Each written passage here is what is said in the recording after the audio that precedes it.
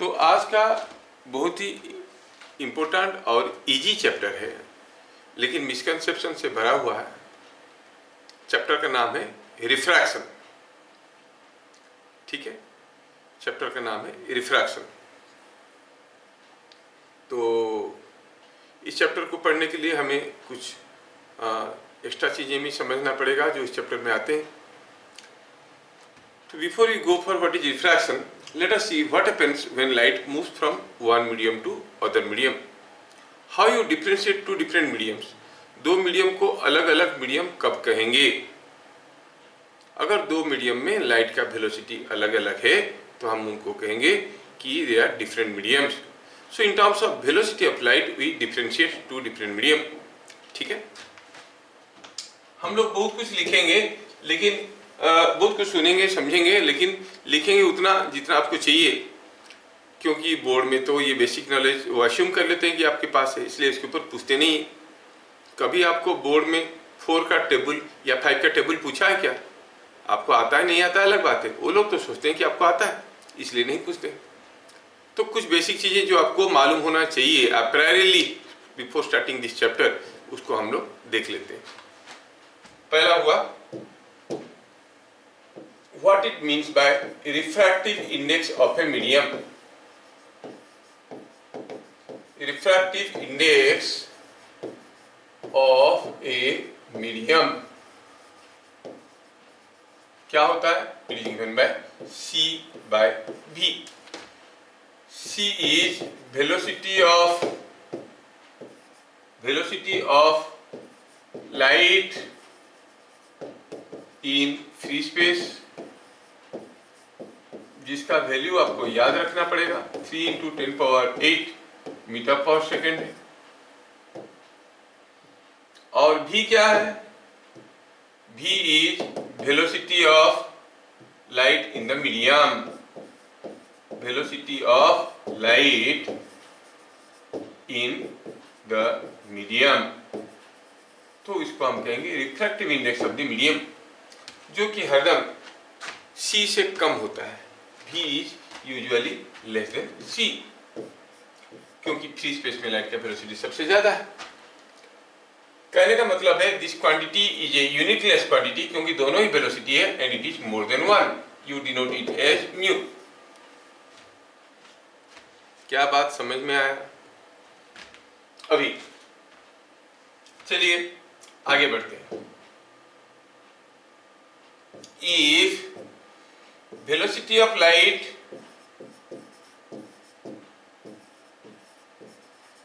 in a medium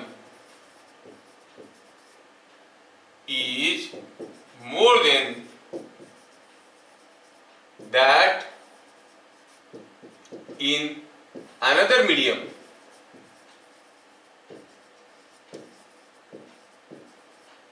then the former पहला वाला medium is called a rare medium.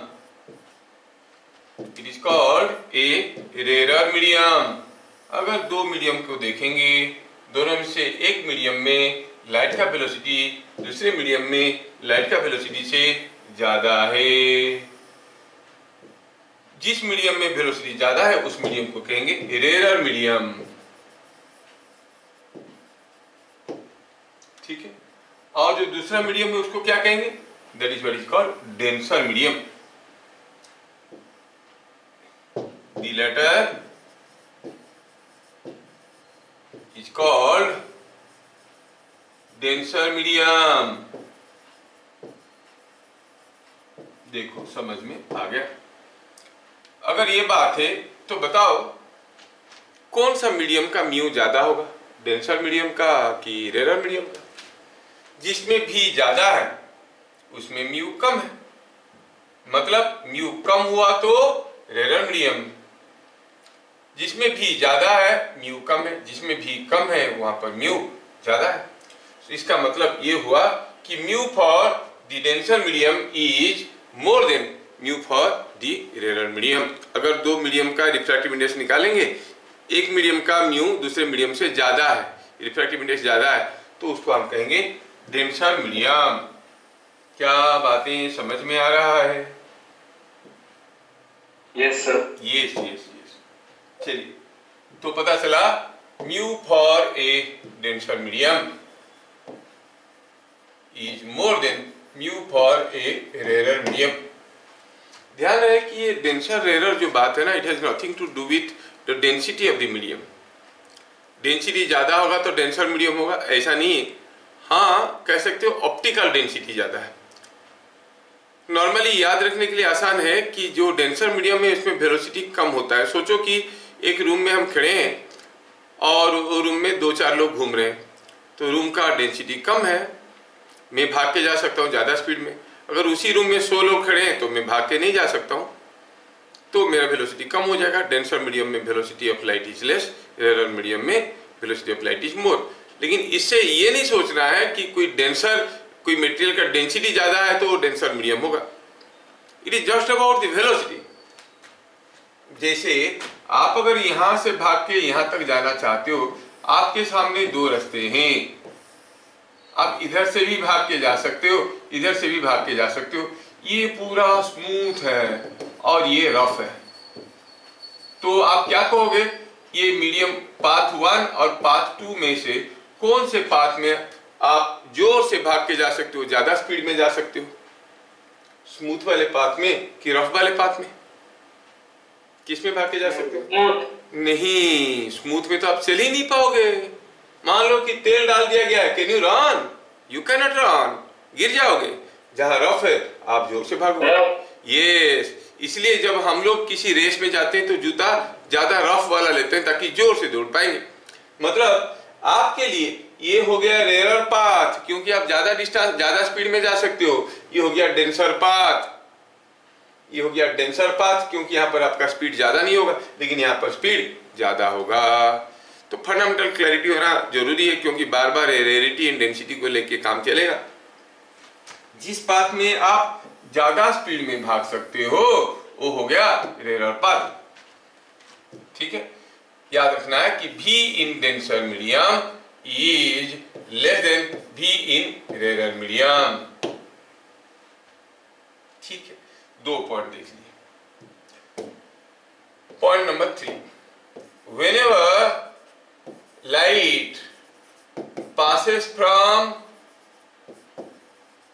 one medium to other,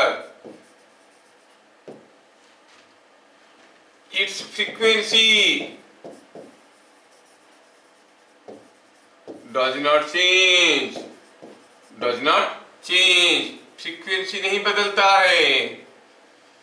अगर हम कहेंगे कि यहाँ पर 2 अलग अलग मीडियम है, ये मीडियम 1 है, ये मीडियम 2 है, और कोई लाइट ऐसे आया ऐसे गया, और आप कहोगे ये मीडियम बदल दिया, यहाँ पर उसका वेलोसिटी था v1, फ्रीक्वेंसी था f1, वेवलेंथ था λ1, यहाँ पर इसका वेलोसिटी था v2, फ्रीक्वेंसी था f2, वेवलेंथ था λ2, तो आप कहोगे कि f1 is equal to f2।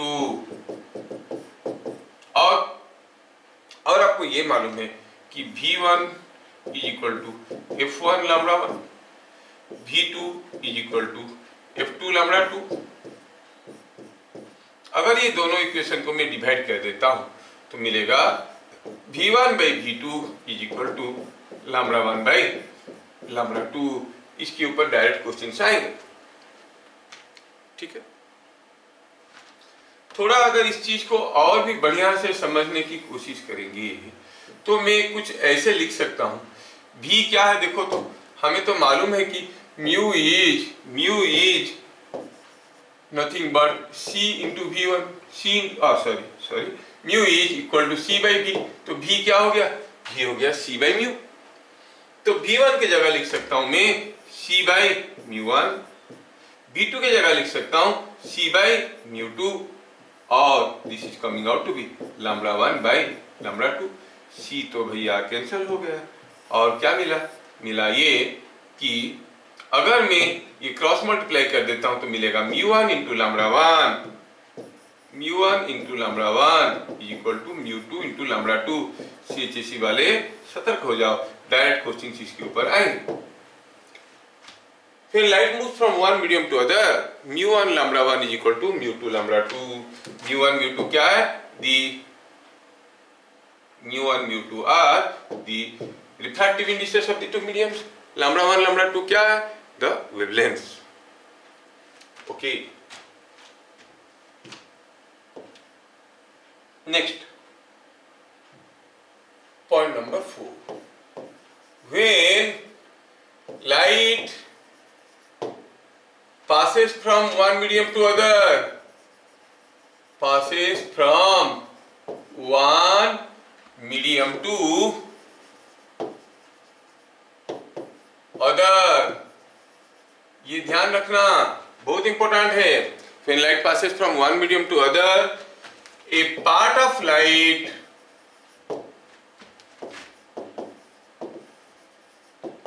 reflect and rest is transferred to second medium। ये याद रखना, बड़े काम के। Part of light is transferred मतलब इसको कहेंगे पार्शियल रिफ्लेक्शन। कब होता है? जब भी लाइट एक मीडियम से दूसरे मीडियम में जाएगा। जब भी लाइट अगर एक मीडियम से दूसरे मीडियम में गया तो कुछ वापस आएगा और कुछ अंदर चले जाएगा। It is as good as अगर आप ये एक वॉल है और अगर आप बहुत सारे गोली फायर करोगे तो कुछ तो इधर से वापस आ जाएंगे, कुछ इसके अंदर घुस जाएंगे, है ना। तो there is always a partial reflection. समझाने की कोशिश कर रहा हूं। अगर यहाँ पे कोई एक स्लैब है ऐसे, लेट मी से here is a slab like this, ये एक ग्लास स्लैब है। चलो मानते हैं कि ये ग्लास स्लैब है। थोड़ा सा मैं आप लोगों को प्रेजेंट कर देता हूं तो आपको अच्छा लगेगा। इसमें जस्ट ए मिनट शेयर कर देता हूं। हाँ ठीक, मान लो कि ये कोई एक ग्लास स्लैब है जिसमें हुआ क्या, जस्ट ए मिनट,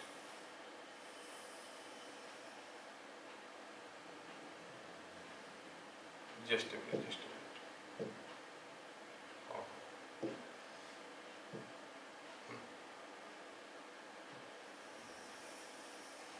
इसको भाग। Okay, now suppose this is what is a glass slab you are looking at, और ये ग्लास स्लैब में हुआ क्या है कि कोई लाइट रे ऐसे गिरा तो आप देखोगे कुछ लाइट तो अंदर जाएगा और कुछ लाइट यहां से रिफ्लेक्ट कर जाएगा। तो ये कौन सा रिफ्लेक्शन हो रहा है? पार्शियल रिफ्लेक्शन हो रहा है। मैं बार बार इस वर्ड का यूज क्यों कर रहा हूं? क्योंकि आगे आगे हम लोग पढ़ने वाले हैं टोटल रिफ्लेक्शन की, टोटल इंटरनल रिफ्लेक्शन की। तो ये क्या हो रहा है यहाँ पर? पार्शियल रिफ्लेक्शन हो रहा है। कब हुआ? जब लाइट एक मीडियम से दूसरे मीडियम में गया, ये मीडियम से ये मीडियम में गया, कुछ निकल गया, कुछ वापस गया। जब यहाँ पर लाइट पहुंचा, अगेन एक मीडियम से दूसरे मीडियम जाने वाला है, तो यहां से लाइट निकलेगा तो ऐसे, लेकिन कुछ वापस रिटर्न जाएगा बाय पार्शियल रिफ्लेक्शन। क्या बात समझ में आया? अब ये जो लाइट ऐसे आएगा यहाँ पे ऐसे, फिर से ये बाहर निकलने वाला है, कुछ निकलेगा बाहर लेकिन कुछ फिर से रिफ्लेक्ट करेगा। So several partial reflections are taking place every time it is reaching the boundary, the interface or the boundary between two different medium। कुछ लाइट रिफ्लेक्ट कर रहा है, कुछ लाइट और दूसरे मीडियम में चले जा रहा है। मतलब जब भी लाइट गिरेगा, आगे चल के हम देखेंगे रिफ्रैक्शन होगा कि नहीं ठिकाना नहीं है, लेकिन रिफ्लेक्शन तो पक्का होगा। जब भी लाइट किसी दो अलग अलग मीडियम की बाउंड्री पे पहुंचेगा, रिफ्रैक्शन होगा कि नहीं ठिकाना नहीं है। हो सकता है रिफ्रैक्शन होगा, रिफ्रैक्शन नहीं होगा, but reflection will always be there. ये आपको याद रखना है। तो पक्का ये है कि यहाँ पर रिफ्लेक्शन होगा। क्या मैं समझा पा रहा हूं?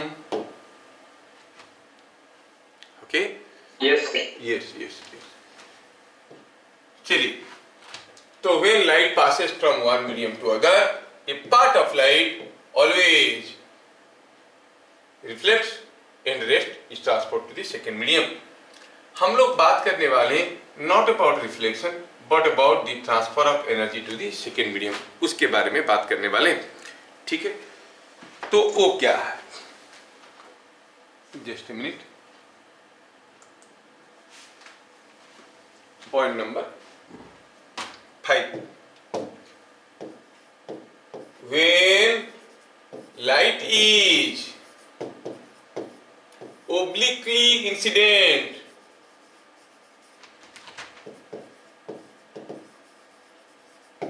at the interface between two different medium,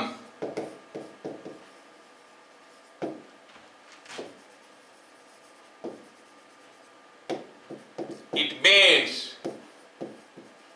जिसको टेक्निकल लैंग्वेज में कहेंगे deviates, it bends at the boundary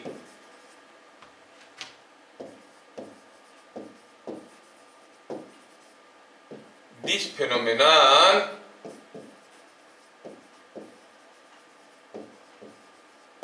is called refraction.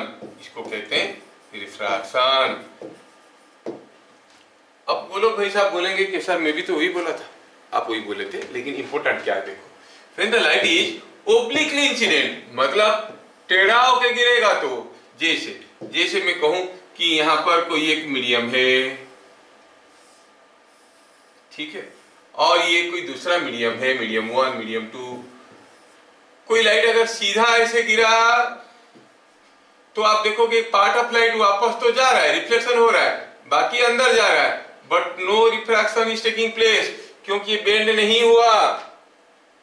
Bend कब होता है, जब वो टेढ़ा होके गिरेगा, ओब्लिकली गिरेगा, तो ये बेंड हो जाएगा, डेविएट कर जाएगा, मतलब जाना था कुछ इधर और चला गया कुछ इधर, डेविएट कर गया, तो इसको कहेंगे रिफ्रैक्शन। ये हो गया। यहाँ पर भी आपको रिफ्लेक्शन तो मिलेगा ही, बट हम उसको बार बार नहीं लिख रहे क्योंकि हमें चाहिए नहीं, चाहे सीधा गिरे, टेढ़ा गिरे, कैसे भी गिरे, रिफ्लेक्शन तो होगा ही होगा, लेकिन हम उसको अभी कंसीडर नहीं कर रहे, हम बात कर रहे हैं रिफ्रैक्शन की।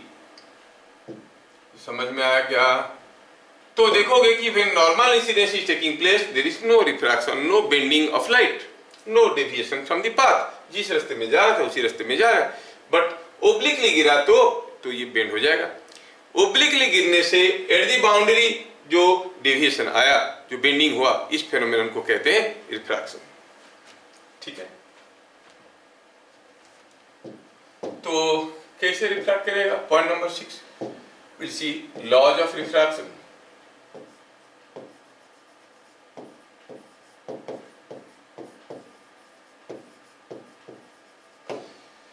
मान लेते हैं कि यहां पर कोई एक मीडियम है, चलो मानते हैं कि ये मीडियम का रिफ्रैक्टिव इंडेक्स μ1 है, ये μ2 है। कोई लाइट ऐसे गिरा, गिरने के बाद सपोज कुछ ऐसे चला गया। Now if you drop a normal at the point of incidence, ऐसे एक नॉर्मल में ड्रॉ किया, परपेंडिकुलर ड्रॉ किया, कहां पे? At the point of incidence, जहां पर लाइट गिर रहा था वहीं पे।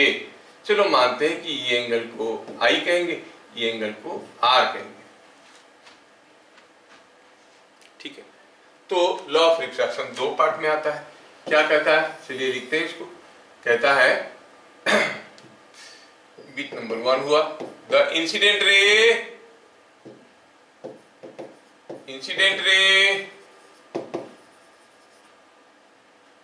Comma the refracted ray,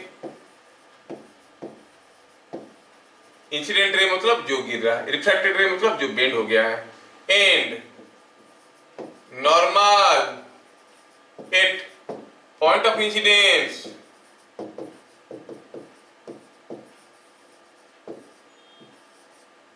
lie in a common plane। ये इंपोर्टेंट है। बस सीएचएससी वालों का ही डेफिनेशन पूछते हैं, सीबीएसई वालों का नहीं पूछेंगे, क्योंकि जानते हैं ये लोगों को आता है, आपको नहीं आता, उनको थोड़ी मालूम। तो ये लाइट अगर ऐसे गिरा तो बोल रहा है कि इंसिडेंट रे, ये जो रे है इसको आप इंसिडेंट रे कहो, ये जो रे है उसको कहो रिफ्रैक्टेड रे, बेंड हो गया जो रे। और नॉर्मल, ये लाइन, ये लाइन, ये लाइन, ये तीनों एक ही प्लेन में रहेंगे। समझ में आया? दूसरा हुआ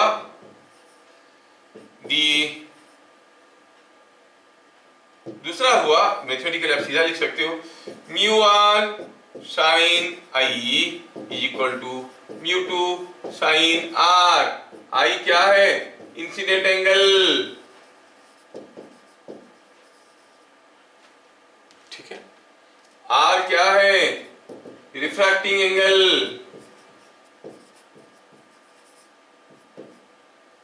कितना गंदा हो रहा है, ठीक है, हैंड राइटिंग थोड़ा ठीक कर लेना जरूरी। रिफ्रैक्टिंग एंगल बोला पहला मीडियम का μ1 इंटू करेस्पॉन्डिंग साइन आई, दूसरा मीडियम का μ2 into corresponding sine R, product is same, μ1 sine I is equal to μ2 sine R. ये हो गया second part of the law, ठीक है। इससे कंक्लूजन क्या मिल रहा है कि सपोज हम कहेंगे μ2 इज मोर देन μ1। अगर μ2 इज मोर देन μ1, μ2 μ1 से बड़ा है, μ2 into sine R is equal to μ1 sine I. μ1 छोटा है तो साइन आई बड़ा है, μ2 बड़ा है तो साइन आर छोटा है। साइन आई बड़ा है मतलब I is more than R, I is more than R. अगर μ2 μ1 से बड़ा है तो आर छोटा होगा, दैट मीन्स द रे will bend towards the normal. तो यहां से ये समझ में आया कि if μ2 is more than μ1 then r is less than I. So while passing from first medium to second medium, μ1 छोटा है μ2 बड़ा है, तो μ1 को क्या कहेंगे? Rare medium, rare medium to denser medium.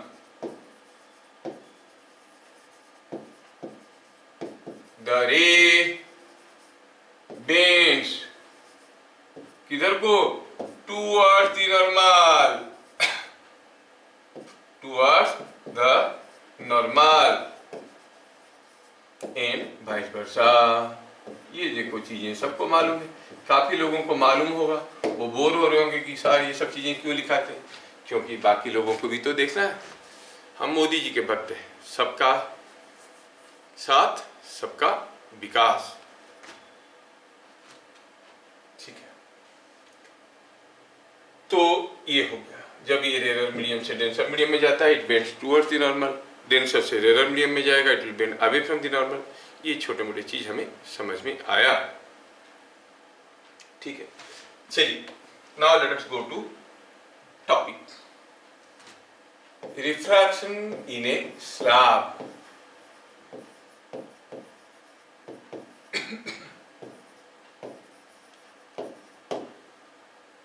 यहां पर मैं एक छोटा सा चीज बताना चाहता हूं, आप नोट कर लेना। Refractive index of medium 1 with respect to medium 2 का मतलब होता है, इसको हम लिखते हैं मीडियम 1 विथ रेस्पेक्ट टू 2, कुछ बुक में ये 1 ऊपर 2 लिखते हैं, इसका मतलब हुआ विथ रेस्पेक्ट टू मीडियम 2 पूछा है तो इसका मतलब होता है μ1 बाई μ2, और it is relative refractive index of medium 1 with respect to 2, जिसको आप μ1 बाई μ2 कहोगे। ये सिंबल हम लोग यूज करने वाले हैं। मीडियम 1 का refractive index with respect to medium 2 μ1 by μ2 है। नहीं भी यूज करोगे μ1 μ2 करके भी कर सकते हैं हम लोग, लेकिन ये सिंबल कहीं कहीं यूज हो जाता है, और मैं देखा हूं कि कुछ मेडिकल एंट्रेंस में पूछ भी लेता है, दोनों का रिफ्रैक्टिव इंडेक्स दिया रहेगा, for the refractive index of this medium with respect to that medium, तो विथ रेस्पेक्ट टू जो मीडियम है वो नीचे रहेगा। खैर, बात कर रहे हैं रिफ्रैक्शन इन ए स्लैब। ये रिफ्रैक्शन चैप्टर में हम लोग को दो बेसिक चीजें पढ़ने वाले हैं, refraction at a plane surface and refraction at a curved surface. जो सरफेस से रिफ्रैक्शन हो रहा है अगर फ्लैट है, प्लेन है, तो दो किस्म का हो सकता है। It is the case of A prism, है ना, ऐसा किया ऐसा गया, या फिर हो सकता है कि इट इज ए स्लैब, ये ऐसा गया ऐसा गया ऐसा गया ऐसा गया, ये हो गया रिफ्रैक्शन इन प्लेन सरफेस। दूसरा हुआ refraction in a curved surface, lens, कोई रे आया ऐसे गया ऐसे करके इधर आया, तो ये कर्व्ड सरफेस में रिफ्रैक्शन हुआ। ये दो चीज देखने वाले हैं हम लोग। आज शुरुआत करें रिफ्रैक्शन इन ए स्लैब के साथ। पहले समझ में तो आए कि स्लैब का मतलब, फिजिक्स में ऑप्टिक्स चैप्टर में स्लैब किसको कहते हैं। स्लैब का मतलब कोई नहीं पूछेगा व्हाट यू मीन बाय ये स्लैब, ऐसे नहीं पूछेंगे। स्लैब का मतलब हुआ the incident surface is parallel to the emergent surface,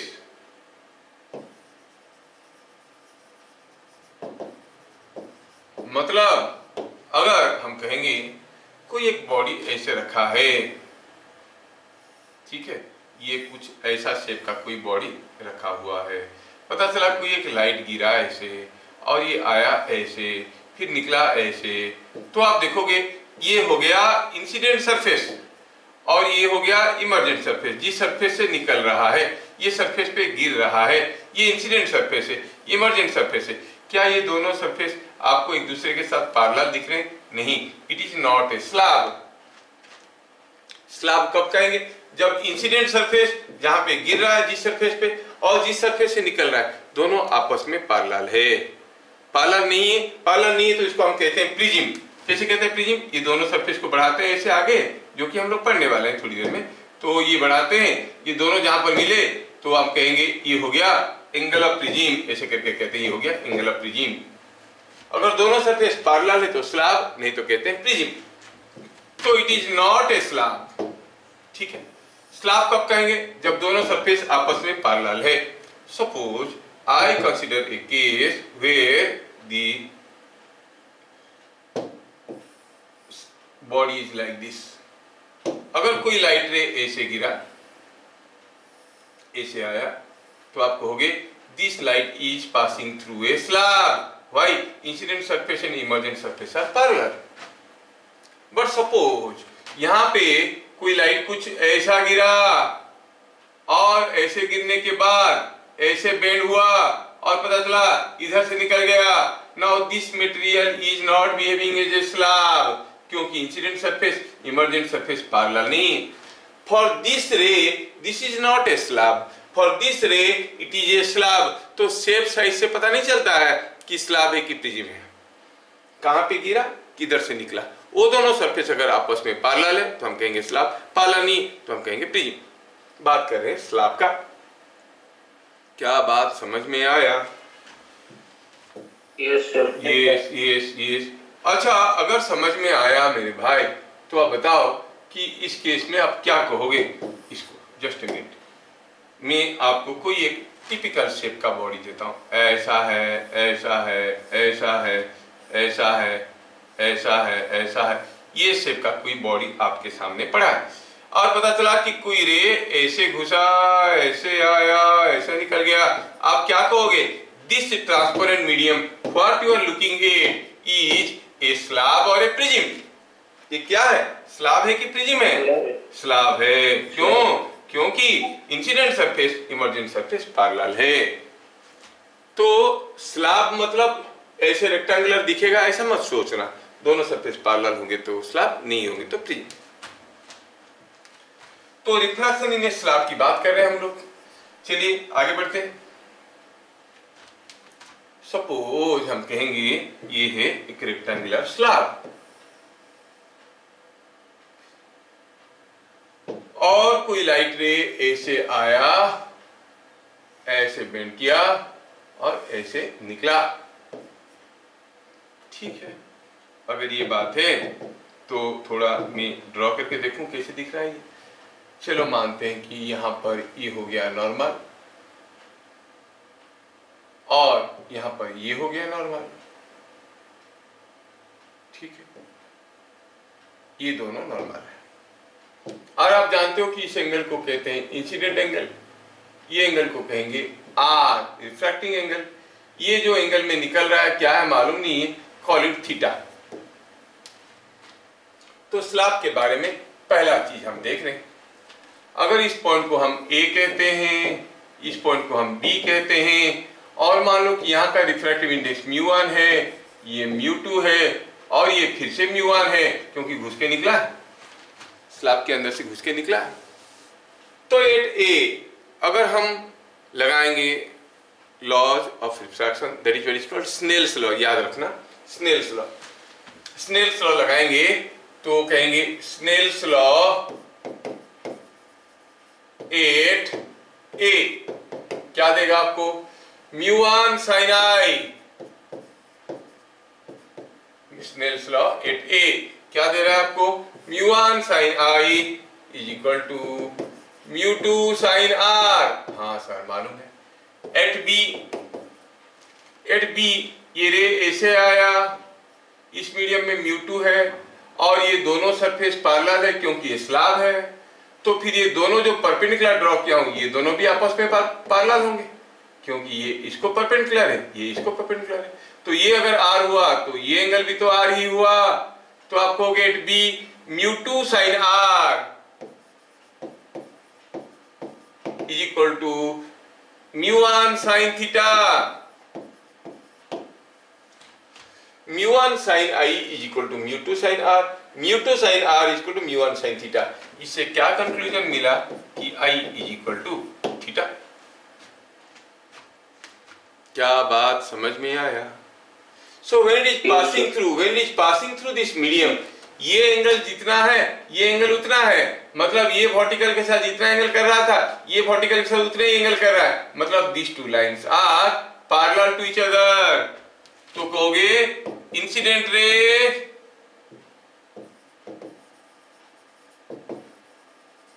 and emergent ray are parallel. पहला चीज समझ में आया, इंसिडेंट रे और इमर्जेंट रे एक दूसरे के साथ पैरेलल है। ठीक है, चलिए तो हम बात कर रहे हैं रिफ्रैक्शन इन ए स्लैब का।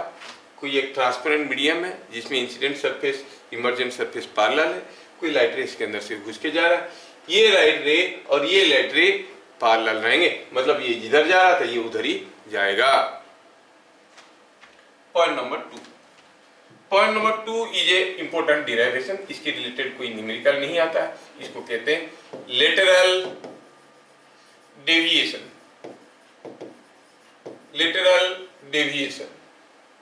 डी पहले समझें क्या है ये चीज।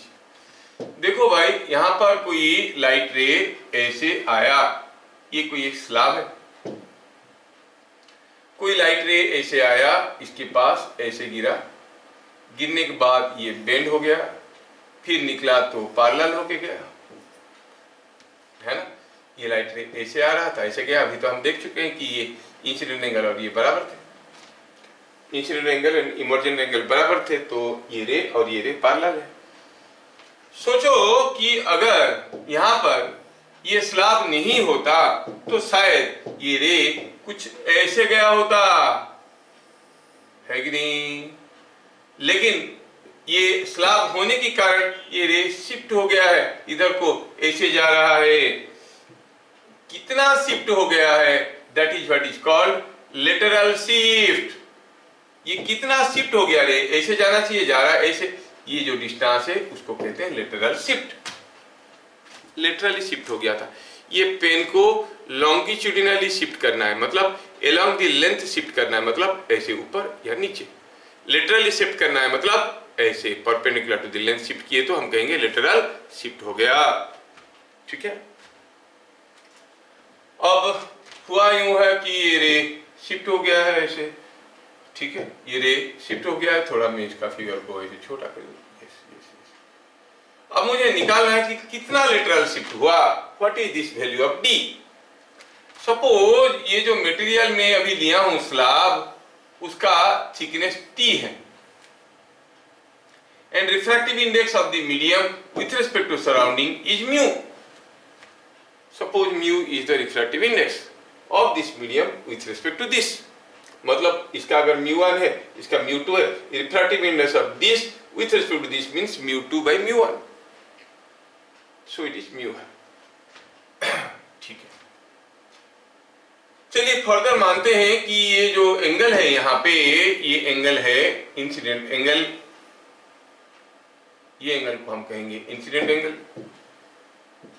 I, और ये एंगल है angle of refraction, call it R। मैं थोड़ा नेमिंग करता हूं, जब भी आएगा सिर्फ डेरिवेशन आएगा, इसके ऊपर कोई न्यूमेरिकल नहीं आएगा। चलो इस पॉइंट को मानते हैं C और इस पॉइंट को मानते हैं P। क्या निकालना है? PC निकालना है। ठीक है तो D हमें निकालना है, लेटरल शिफ्ट। आपको हो गए कि साइन आई, ये medium with respect to this लिख दिए, मतलब इसका मीडियम तो हो गया 1। ठीक है, आपको हो गई साइन आई। ठीक है, थोड़ा सा हो सकता है कि आपको कंफ्यूजन होगा। चलो मानते हैं कि इसका μ1 है, ये μ2 है।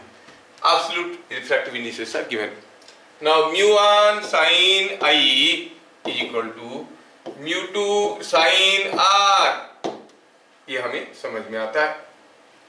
ठीक है, μ1 sin I is equal to μ2 sin R। अभी ये ABC ट्रायंगल में, इसको थोड़ी देर में लिखेंगे। चलिए, इन ABC ट्रायंगल आपको हो गए AB by AC। AB by AC क्या है? AB by AC होगा cos R। तो फिर AC क्या हो गया?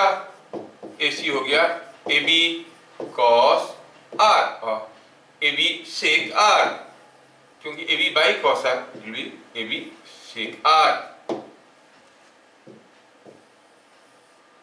क्या बात समझ में आया? लेकिन ये AB कितना है? AB is nothing but thickness। T क्या है? Thickness of slab. T is thickness of slab. तो AB की जगह T सीख सकते हैं, ये हो गया T sec R। AC पता चल गया, हमें D पता करना है। Now look at this triangle, APC triangle. देखो भाई, ये पूरा एंगल I है, मतलब ये पूरा एंगल I है ना? और अगर ये R हुआ तो ये छोटा सा एंगल कितना हो जाएगा? ये एंगल हो जाएगा I माइनस R। क्या बात समझ में आया? Now in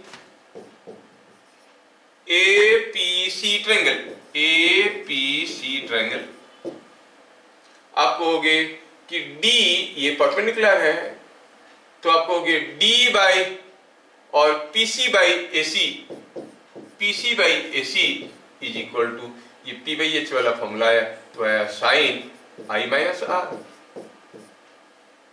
PC by AC sine I minus R। PC क्या था? PC तो था D। AC क्या था? AC था ये, तो क्या मिल गया? D is equal to, PC की जगह D लिख दिया, AC को इधर ले लिया, क्या मिला? T sec R sine I minus R। So the lateral shift is given by the formula T sec R into sin I minus R। क्या क्वेश्चन आएंगे? Derive an expression for this, 2 mark वाला। और by increasing thickness of a slab, the lateral shift will increase or decrease? T बढ़ेगा तो D बढ़ेगा। ठीक है,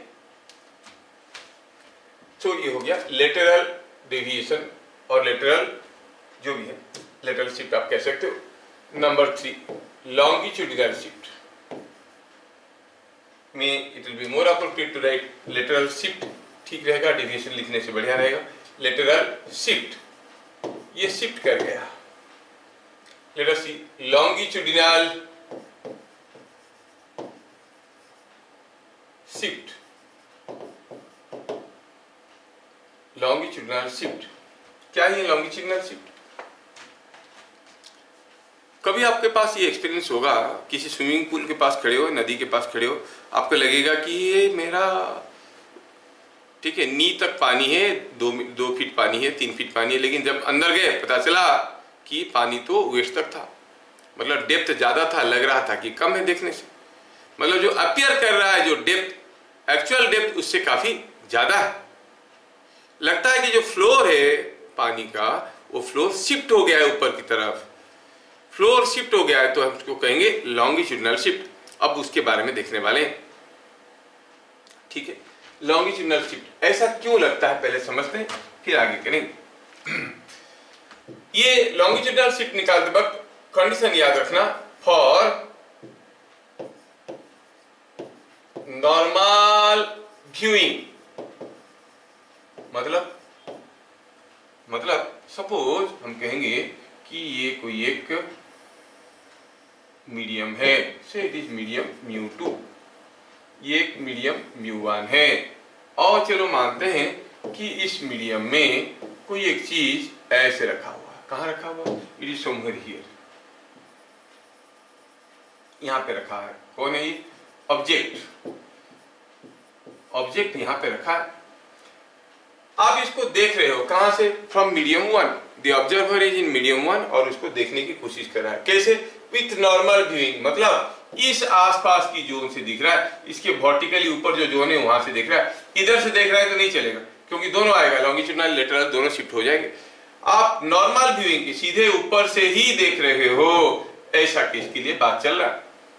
so longitudinal shift for normal viewing, मतलब सीधे ऊपर से ही देख रहे हो, ठीक है। जब हम कोई चीज को देखते हैं, ऑब्वियसली दोनों आंख से देखते हैं, तो चीज तो दिखता है, उसका लोकेशन हम कैसे पता करते हैं? हमारा दिमाग में ये बैठ गया है, light moves in straight line. जब मैं ये ऑब्जेक्ट को यहां से देखता हूं तो मेरा एक आंख देखता है ऐसे लाइट आके आंख में गिर रहा है, एक आंख ब्रेन में सेंसेशन भेजता है कि वो ऑब्जेक्ट इधर है, ठीक है। दूसरे आंख क्या सेंसेशन देता है ब्रेन को? बोलता है कि ऑब्जेक्ट इधर है। एक आंख बोल रहा है कि ऑब्जेक्ट इधर है, एक आंख बोलता है कि ऑब्जेक्ट इधर है। ब्रेन दोनों की बात सुनता है, सुनने के बाद बोलता है इधर भी है, इधर भी है, मतलब ये दोनों लाइन जहां मिल रहे हैं वहीं पे है। बात समझ में आया? जैसे मान लो कि आप किसी एक प्लेग्राउंड में खड़े हो, यहां पर कोई एक कॉइन पड़ा है, आपका दोस्त पूछा है कॉइन पड़ा था, देखो, हाँ देखें, कहाँ रखें? तो यहां पर खड़े होते हुए आप बोलोगे वो कॉइन इधर है, वो बेचारा पूरा प्लेग्राउंड को इधर से इधर तक देखेगा, परेशान हो जाएगा। इतना बड़ा playground, only one indication can not give you the position of the coin. तब कोई दूसरा दोस्त जो यहाँ पे खड़ा था, ये यहाँ पे खड़ा था तो इधर बोल दिया, कोई बोलेगा अरे इधर है, तो जो आदमी कॉइन उठाने के लिए जा रहा था वो क्या करेगा? पहले इसको एक बार देखेगा, फिर इसको एक बार देखेगा, और उसके बाद दोनों को देख के उसका दिमाग काम कर जाएगा, वो सीधे यहाँ पे पहुंच जाएगा। वो बोला इधर, ये बोला इधर, तो आके वो सीधे कॉइन के पास पहुंच जाएगा। With the help of the two ray diagrams, कहाँ कन्वर्ज हो रहे हैं वो देख लेगा। That is what our two eyes are doing. एक आंख कहता है ऑब्जेक्ट यहाँ है, दूसरा कहता है ऑब्जेक्ट यहाँ है। ब्रेन देखता है कि दोनों लाइन कहाँ मिल रहे हैं, जहां मिल रहे हैं वहां पर होता है ऑब्जेक्ट। क्या बात समझ में आया? Is it understood? यस। अब ये ऑब्जेक्ट तो किसी एक मीडियम में है। चलिए देखते हैं कि कैसे दिख रहा है। यहां से अगर कोई रे ऐसे निकलेगा, कोई रे अगर यहां से निकलेगा, आप जानते हो कि इसका तो कोई रिफ्रैक्शन होगा ही नहीं। जस्ट मिनट, इसका तो कोई रिफ्रैक्शन होगा नहीं, जो रे निकलेगा ऐसे वो सीधे ऊपर जाएगा। सपोज ये पहुंचा एक आंख में, दिस रे is reaching one of the eyes, तो वो आंख क्या बोलेगा? ऑब्जेक्ट इधर है। वो आंख कहेगा ओ ऑब्जेक्ट इधर है। यहां से निकलता हुआ दूसरा रे जो इसके बगल से ही निकलेगा, निकलने के बाद क्या करेगा? As it is going from one medium to other, suppose हम मान लेते हैं कि μ2 is more than μ1, means now the ray is going from denser to rare medium. जब वो इस मीडियम में आएगा it will bend away from the normal. Suppose ये पहुंचा एक आंख में, ये पहुंचा दूसरी आंख में, दूसरा आंख क्या कहेगा? ऑब्जेक्ट इधर है। ये आंख कहेगा ऑब्जेक्ट इधर है। ब्रेन तो दोनों का सुनता है, सुन के क्या लगेगा उसको? ऑब्जेक्ट इधर है, क्योंकि एक आंख बोल रहा है इधर है, दूसरा आंख बोल रहा है इधर है। क्या बात समझ में आया? जबकि एक्चुअली ऑब्जेक्ट इधर है, ब्रेन तो कंफ्यूज गया है कि नहीं? एक आंख बोल रहा है इधर है, एक आंख बोल रहा है इधर है। और हाथ डुबाएगा उठाने के लिए, यहां तक हाथ डुबाने के बाद देख रहा है कि चीज हाथ में नहीं आ रहा है। क्यों? क्योंकि एक्चुअली तो है नहीं। It is the apparent depth, लग रहा है कि इस डेप्थ में, जबकि एक्चुअली वो यहां पे है। तो क्या लगेगा? ब्रेन को लगेगा कि ऑब्जेक्ट यहां से शिफ्ट करके यहां तक आ गया है। This is called longitudinal shift, जिसको हम निकालना चाहते हैं। क्या बात समझ में आया? Yes sir. यस। अभी मैं समझाने के लिए, क्योंकि इतना छोटा सा एंगल में लूंगा तो शायद आपको दिखेगा नहीं, मैं थोड़ा सा समझाने के लिए मैं एंगल को बड़ा करके लेता हूं, लेकिन ये समझता हूं कि ये एंगल काफी छोटा है, क्योंकि मैं नॉर्मल व्यूइंग से देख रहा हूं, नॉर्मल व्यूइंग से देख रहा हूं। अब यहां से जो रे निकलेगा वो कुछ ऐसे जाएगा, क्योंकि रेयर मीडियम में जा रहा है, it will bend away from the normal. ठीक है, ये कुछ ऐसे गया। अब दोनों आंखों की बदौलत उसको ऑब्जेक्ट कहां होता हुआ नजर आएगा? The object will appear to be somewhere here. लगेगा कि ऑब्जेक्ट यहां पे है। तो ये क्या हो गया? Apparent depth of the object. और ये क्या था? Real depth of the object. Shift कितना हो गया? ये हो गया शिफ्ट, जिसको हम कहेंगे लॉन्गिट्यूडिनल शिफ्ट, शिफ्ट कर गया। ठीक है, हमें पता करना है कि व्हाट इज दिस शिफ्ट, कितना शिफ्ट करेगा, और रियल डेप्थ अगर दिया है तो अपरेंट डेप्थ कैसे पता करेंगे। ठीक है, चलिए, डिराइवेशन आता है सिर्फ सीएचएसई वालों का, सीबीएसई वालों का नहीं आता है, तो मैं निपट लेता हूं इसको। सपोज ये जो एंगल है, ये एंगल काफी छोटा एंगल है, थीटा। क्यों छोटा एंगल है भाई? क्योंकि छोटा नहीं होगा तो ये ऐसे जाएगा, इधर निकलेगा, एक आंख इधर एक आंख इधर हो सकता है। इंसान ही की भूत है, इतने दूर दूर तो दो आंख नहीं हो सकते, पास पास है दोनों आंख, तो ये भी थोड़ा सा ऐसे जाएगा तभी दोनों आंख में पहुंचेगा। तो ये एंगल छोटा है। हम लोग बात करें नॉर्मल व्यूइंग का, ये यहां से देख रहा है, दोनों आंख आसपास है, यहां से निकलेगा तो ऐसे पहुंचेगा, मतलब ये एंगल छोटा है। मोreover, अगर मैं यहाँ पे थोड़ा सा एक परपेंडिकुलर ड्रॉ कर लेता हूं तो कहता हूं कि ये जो एंगल है, ये एंगल अगर थीटा है तो ऑब्वियसली ये एंगल भी तो थीटा है। ठीक है, ये एंगल भी थीटा है। अब ये यहां से घुसा और इधर से निकला, मैं तो समझाने के लिए रोमार्क ऐसे दिया हूं। हाँ, रे ऐसे घुसा, इधर से एक रे निकल के आ रहा है, इधर से एक रे निकल के आ रहा है। अब ये एंगल को आप कहोगे, क्योंकि रिफ्रैक्शन हो गया है, ये एंगल को आप कहोगे एंगल ऑफ रिफ्रैक्शन, आर। अभी ये लाइन देखो ऐसे आया है, ये इसके साथ आर एंगल कर रहा है, तो ये एंगल भी तो आर है। You must understand the angles, क्योंकि ये लाइन और ये लाइन पैरेलल है, ये आर हुआ तो ये आर हुआ। हमें क्या निकालना है? डी आर, डी आर दिया है, डी ए निकालना है। चलिए थोड़ा नेमिंग करते हैं। Once you draw the figure properly, it becomes easy on your part to find. ये हो गया O, ये हो गया O dash. A shown in figure when the object in denser medium, the object O in denser medium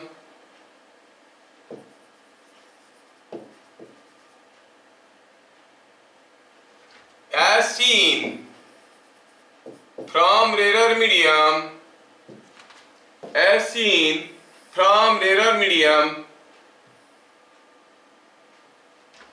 from the rarer medium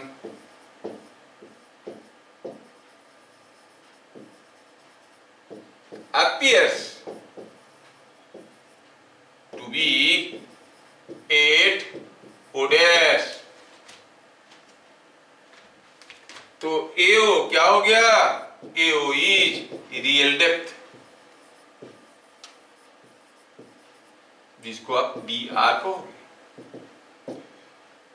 AO dash क्या हो गया? Apparent depth,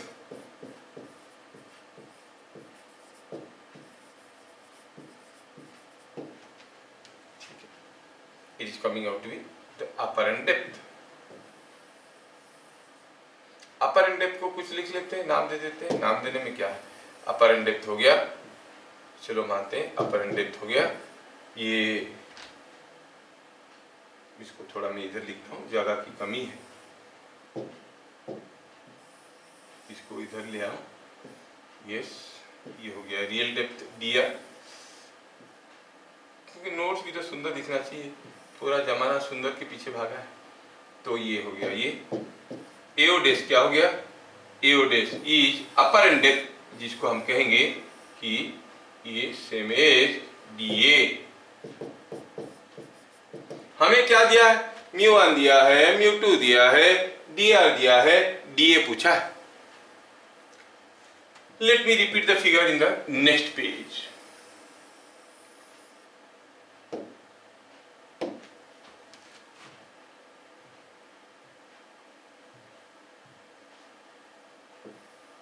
चलिए आपको समझाने की कोशिश कर रहा हूं थ्रू दिस फिगर नाउ।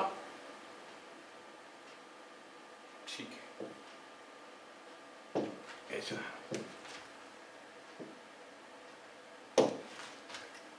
ठीक है। आप ABO डैश O इन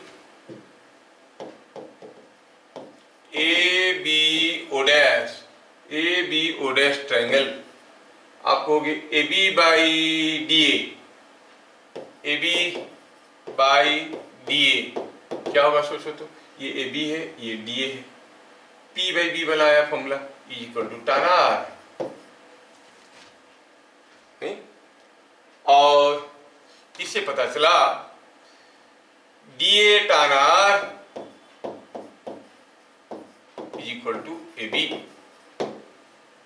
यहीं पे लिख देते, छोटे मोटे चीज क्यों दो दो स्टेटमेंट बनाएंगे। It is tan R into DA, ये समझ में आया। ठीक है, in ABO triangle, ABO triangle आप कहोगे AB by AO, AB by AO is equal to tan theta, और AB is equal to AO tan theta. AO क्या है, dr, so it is dr tan theta. ठीक है, समझ में आया। ठीक है, तो दोनों को इक्वेट करो, क्या मिलेगा, दोनों से मिल रहा है कि DA tan R is equal to dr tan theta. हाँ सर, ये तो समझ में आया। फॉर नॉर्मल व्यूइंग, मतलब सीधे ऊपर से देख रहे हो, फॉर नॉर्मल व्यूइंग, सीधे ऊपर से देख रहे हो भैया, तो आप क्या कहोगे, ये एंगल बड़ा है कि छोटा है। सीधे ऊपर से देख रहे हो तो थीटा इज लार्ज और स्मॉल, थीटा बड़ा होगा कि छोटा होगा, छोटा होगा, बड़ा होगा, छोटा होगा सर, ये होगा, छोटा हो जाएगा। And you know for small value, जब थीटा, tan थीटा का वैल्यू क्या होता है, tan थीटा का वैल्यू होता है sin theta by cos theta, और जब थीटा छोटा है तो cos थीटा का वैल्यू 1 हो जाता है। tan theta is same as sin theta, ये चीज याद रखना है।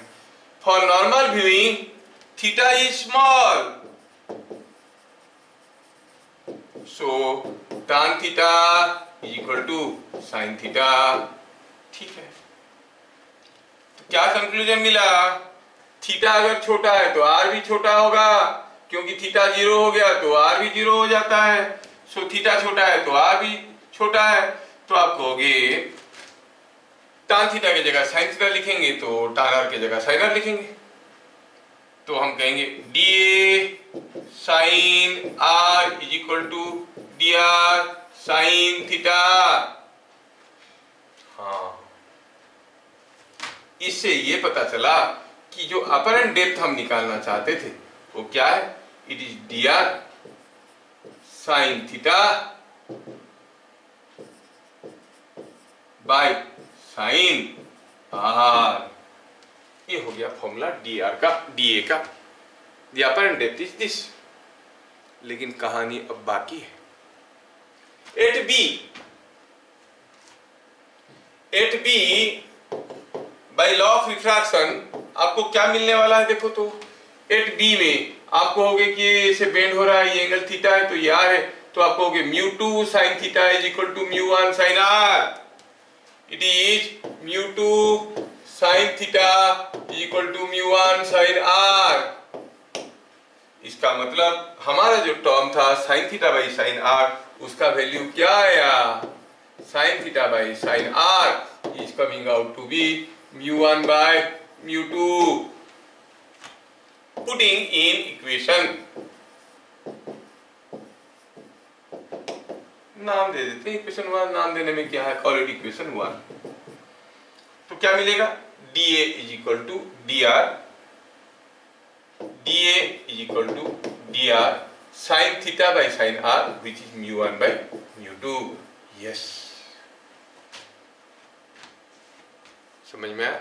म्यू वन मीडियम से आप देख रहे हो, म्यू टू मीडियम में ऑब्जेक्ट है, रियल डेप्थ है डी आर, अपरेंट डेप्थ हो गया D R into mu one by mu to.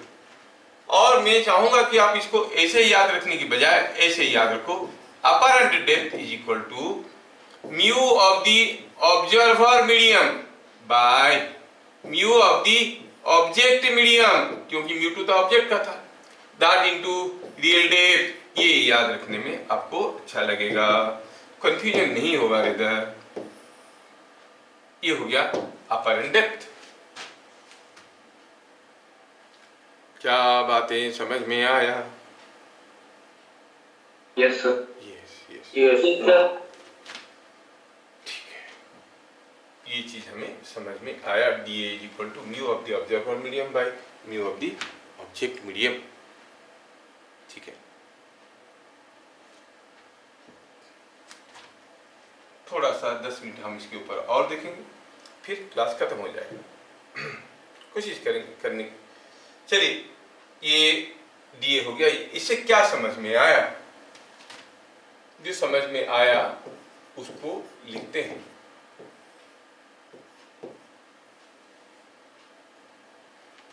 Formula हुआ कि when viewed from a rarer medium,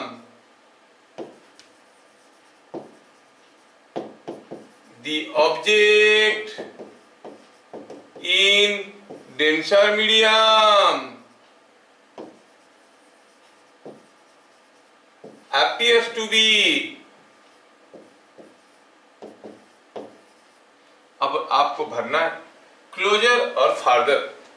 अगर हम किसी एक रेरर मीडियम से देख रहे हैं, रेरर मीडियम में म्यू कम होता है, तो mu of the observer medium कम हो गया.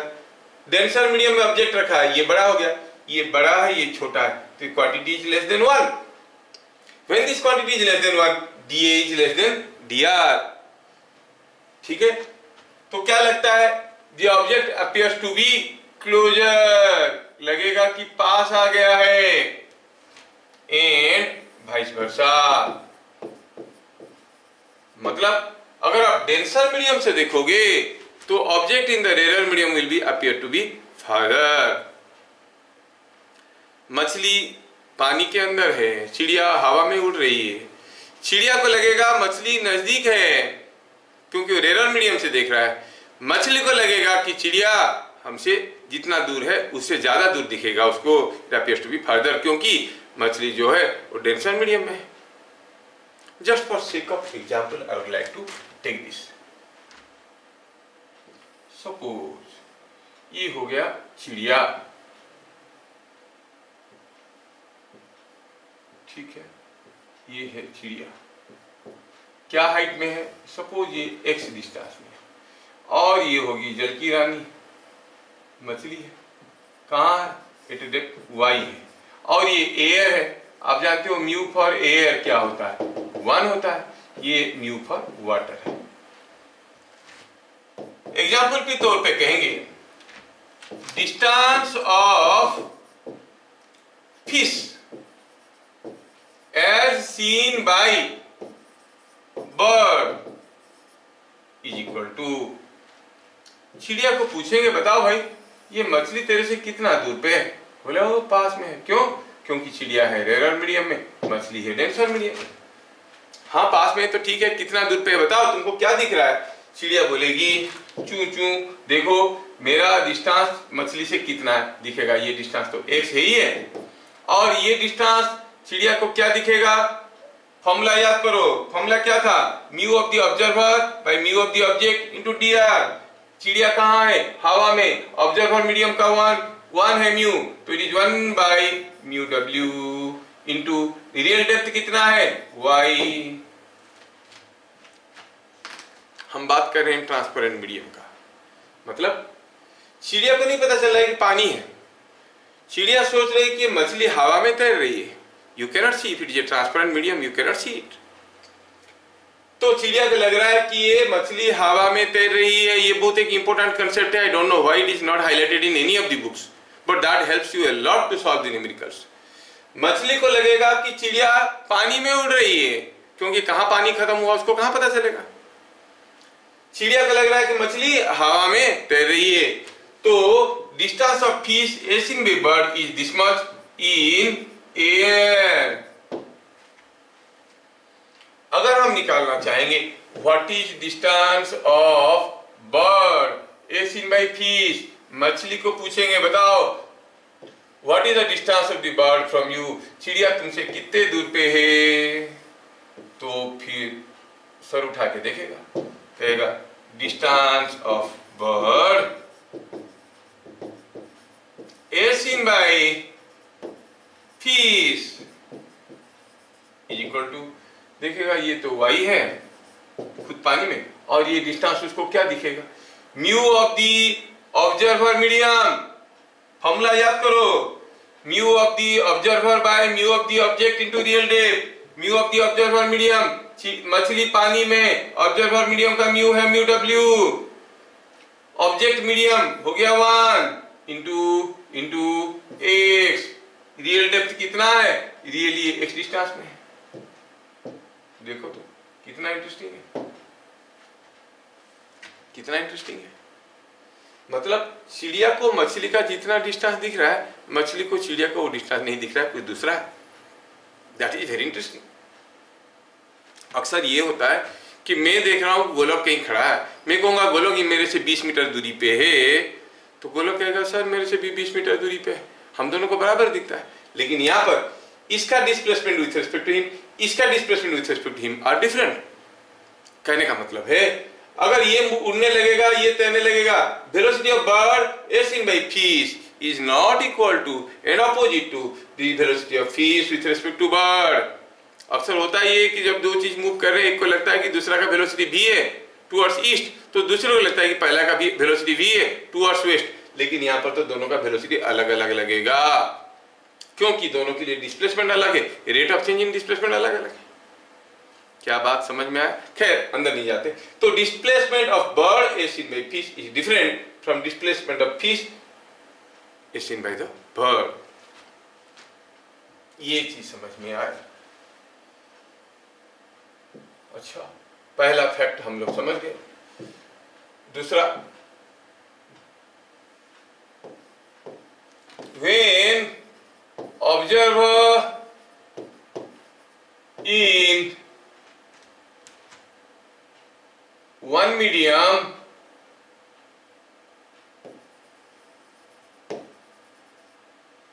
sees an object in another medium,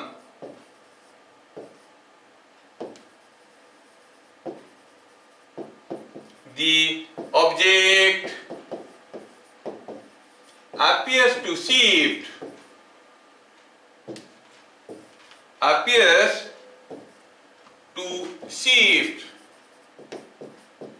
towards the observer. लगता है कि ऑब्जर्वर की तरफ शिफ्ट कर गया है बाय शिफ्ट। क्या है शिफ्ट का फॉर्मूला? है dr डेप्थ में, लेकिन लग रहा है कि dA डेप्थ में। कितना शिफ्ट कर गया था ये dr डेप्थ में, लग रहा था कि dA में, टूवर्ड्स द ऑब्जर्वर कितना शिफ्ट कर गया, ये कितना है, dr माइनस da, और dr का वैल्यू आपको मालूम है, dr तो dr है, da क्या था, mu of the observer medium by mu of the object medium into into dr। अब dr कमन जा सकता है, कमन जाएगा तो it is 1 minus mu of the observer medium by mu of the object medium.